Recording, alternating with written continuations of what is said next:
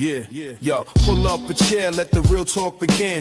Faith on the table where the brothers lock in. Life gets heavy, but we stand our ground. Truth in the room when the circle comes round. No mask, no front, just real man here. Talking about faith through the doubt and the fear. From the grind of the week to the lessons we share. Welcome to the men's round table, pull up a chair. Men's round table series, step inside. Real men, real faith where the truths collide. Voices at the table where the stories get shared. Welcome to the men's round table, pull up a chair. Welcome back to the Men's Interview Spotlight. I'm your host, Mr. U. Thanks for joining us. If you're watching us for the very, very first time, wherever you are and how are you getting this, thanks for making us part of your week. We're live on LinkedIn, Facebook, and YouTube, and of course, all audio and social media platforms. You can find this show, all four of our shows, actually. You can find us. This is important for us because we have a Men's Roundtables series podcast that we do every Thursday at 7 p.m. EST. Not a shameless plug. I want you to know that we're having conversations with men across the country and around the world. It's a safe space to talk about men's issues. So this show is just a one-on-one version of that roundtable. Our guest today is going to be the host of Man in Progress, Forging Manhood. We got Travis Murray in-house with us today. Travis, how are you, man? Good to see you, man. I'm fantastic. It's good to see you as well. Thank you for that. Pleasure's mine, man. Pleasure's mine. I want to get into our work. We have a limited amount of time. Our format has changed a bit, so we got like a short amount of time, but I want to get into some discussion with you real quick. Tell us where you're from and why you're doing what you're doing, man, and then we get into some questions for you. Go ahead. Yeah, of course. So I'm from the Midwest, just enjoying my time out here. I actually originally grew up in Utah on the West Coast there, and just really have moved out to this Midwestern town just because life brings you places. And in that process, I started doing some work on myself just personally. I had read a bunch of books in sales. I was trying to increase my career and get to that next level, if you will. And in the process, I started reading more books on helping myself, helping my mindset, doing that. And I got a coach, and that coach he asked me what my values were. And it was just kind of like surface level stuff that I was trying to bring to him. I was just like, family, loyalty, courage, just the basics. Sure. And he asked me a deeper question. He said, no, what do you really, truly value though? And I was like, I don't know how to answer that question.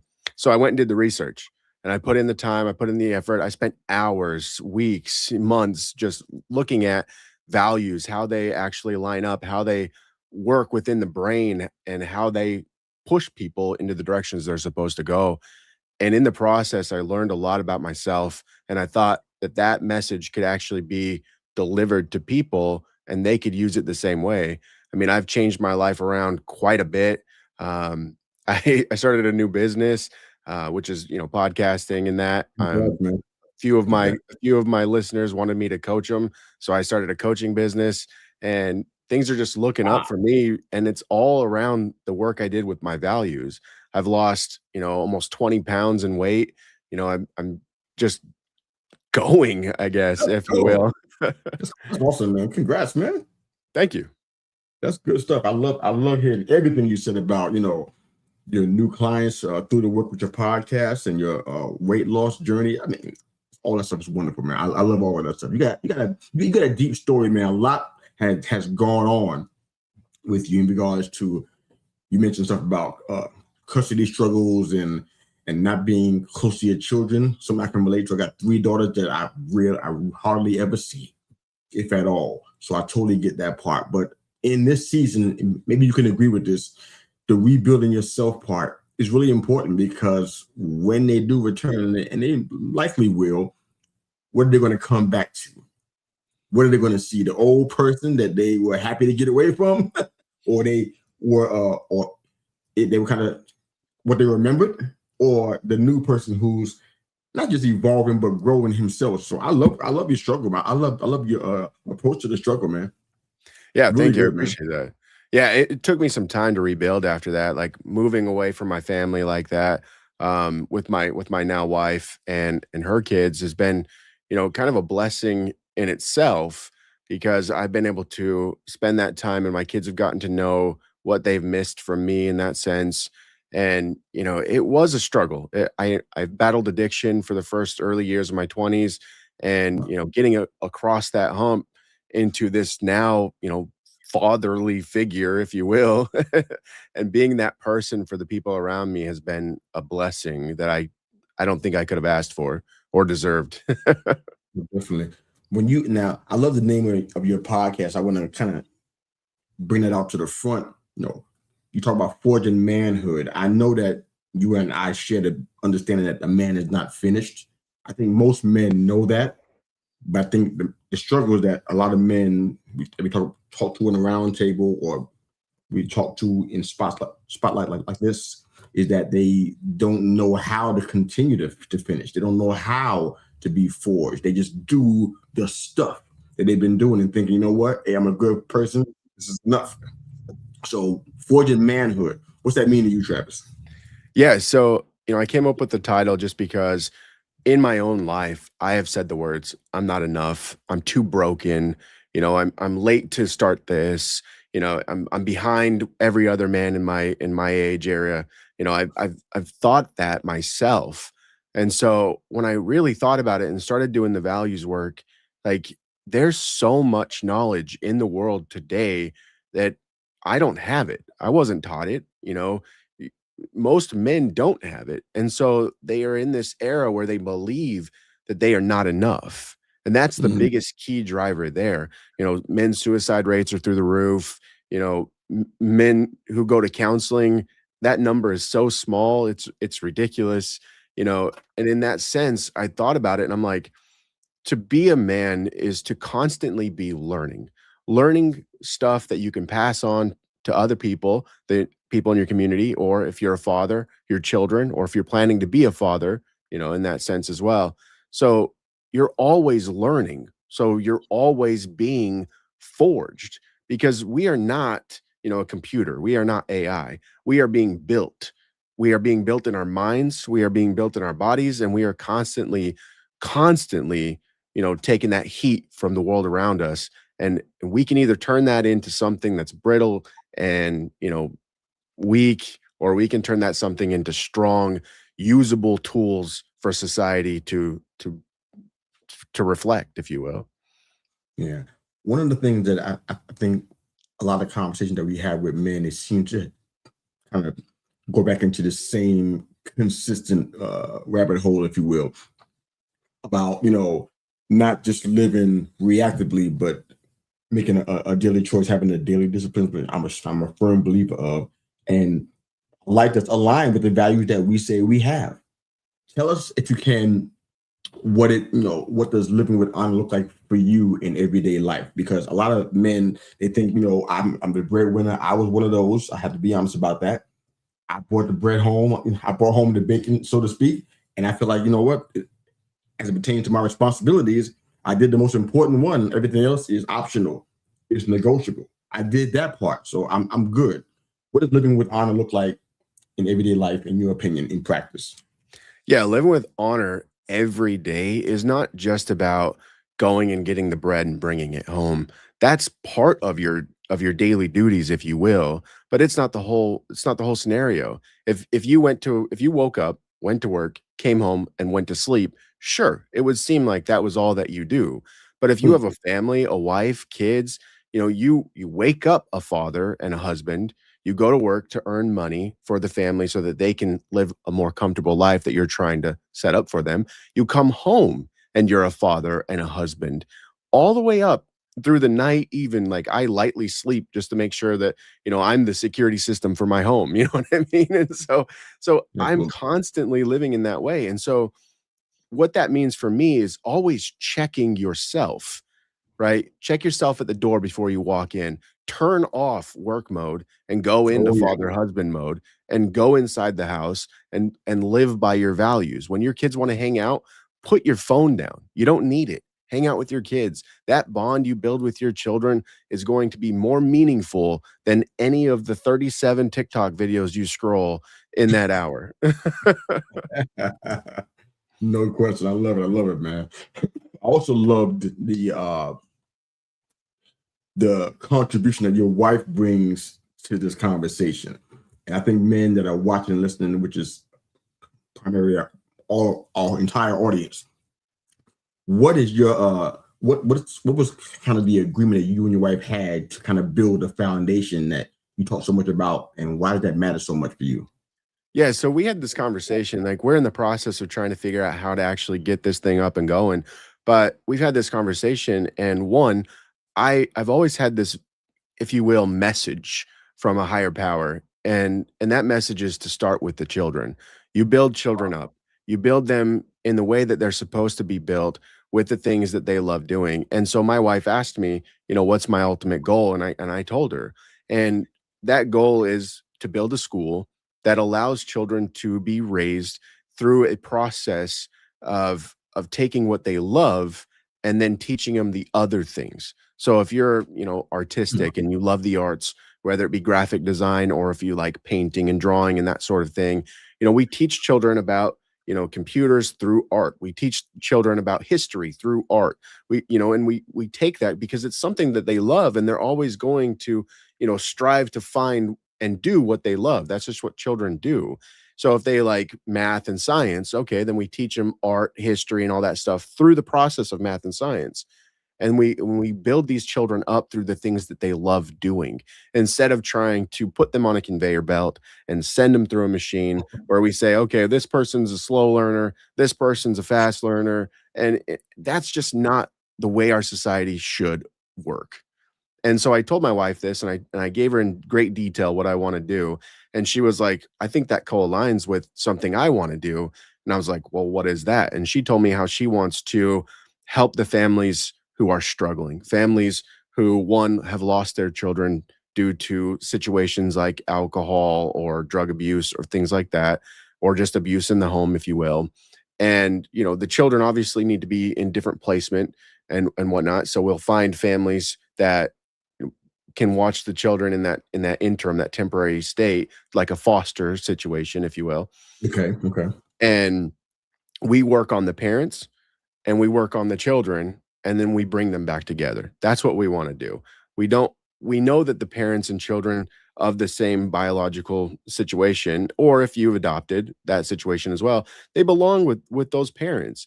And our goal is to make everyone whole in the way that's best for, the children and the parents. No, I love that, man. That's really what we need right now. I love that you and your wife are on the same page and the true dream that you have. They just align. So that's a beautiful thing. And I hope that the men that are listening and watching live or on a replay, they get that important point right there. That's really important. A lot of men that we talk to, sometimes they capitulate to what their wife wants. Mhm. Sometimes vice versa. The wife capitulates to what the husband wants. And it turns like something seen out of the 1800s as opposed to what it should be right now.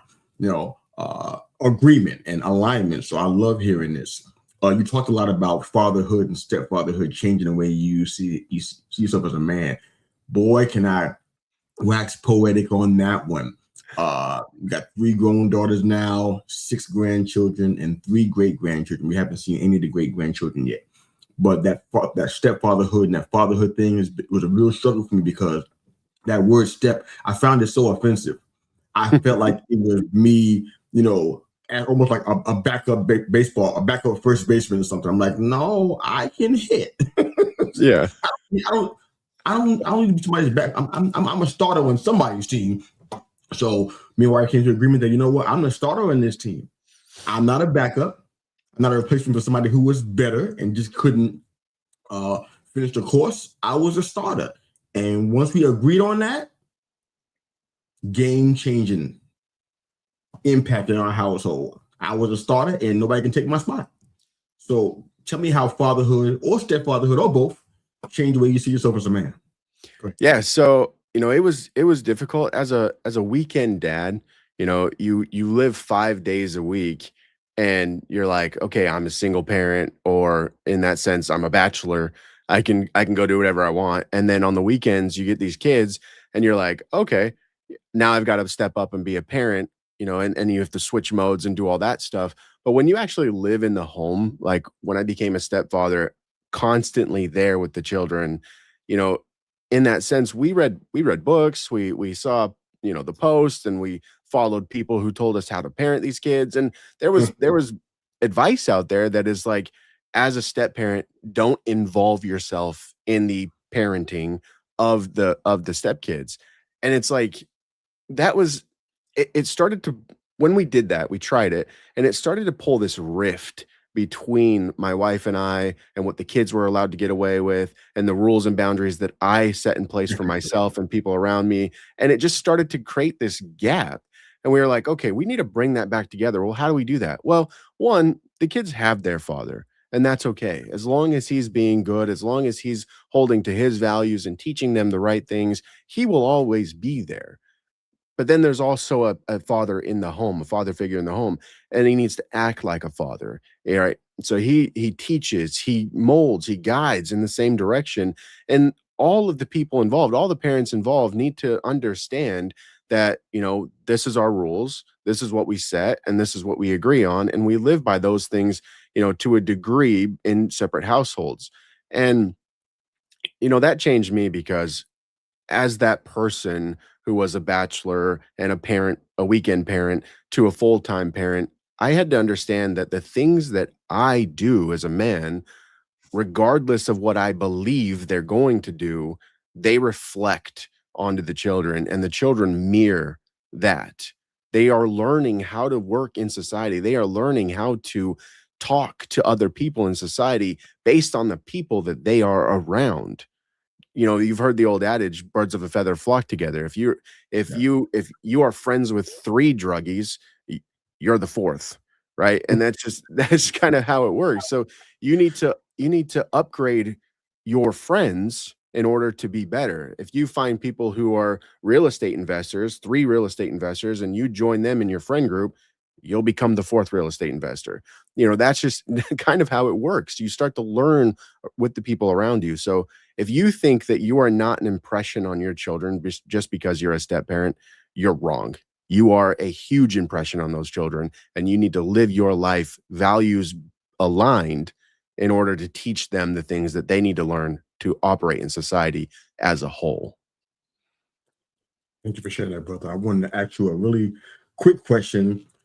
I'm going to ask you to do a favor for me after that. So, real quick, what are shadow values? You mentioned that a few times. What is that briefly? Yeah, so I kind of coined this. There's these aspirational values and shadow values, right? Okay. Aspirational values are the values when I ask you, "Hey, what do you value?" and you say, you know, like I did, family, courage, loyalty, you know, it's the things I strive to value. But then there are these shadow values. These values that you don't want to admit nor see. So you they're just hidden in your shadow.